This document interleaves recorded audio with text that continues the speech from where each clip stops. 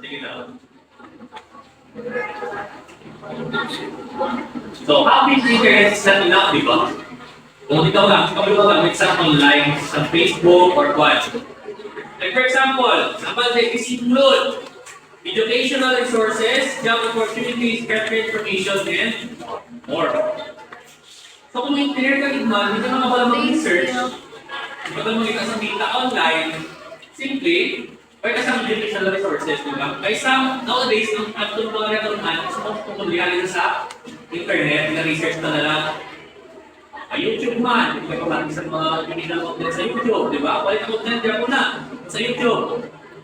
Yung mga teachers nila yung isang vlog, o TikTok, o educational content.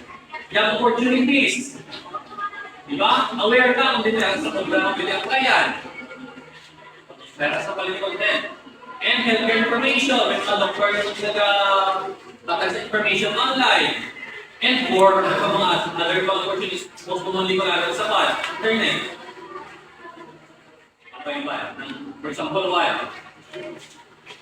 Sa mga entertainment. Di ba? That is one quality content, or the quality content. Not having an... Kaya kasi internet is not enough, dapat wala ka dapat ma-access sa mga high quality content. That is the relevance of and quality content. So next one is the geographical disparities. What do you mean by geographical disparities?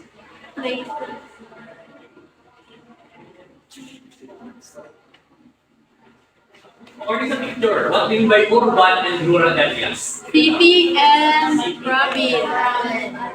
Sige. So, dito ang rural areas na ang most commonly meron sa tinatawag na digital technologies na ginagawa. Why? Kay cities. Kaya mo rin hindi, di ba?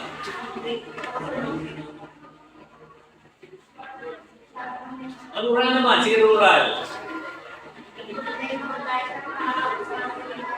Why mo dahil mo access it? So, guys, sabi sa mga probinsya, may internet ko wala. Mayara. Wala sa may ata. Bilis na location.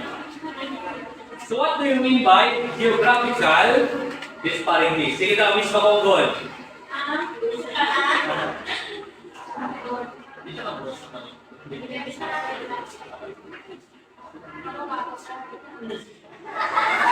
Sige mo kaya.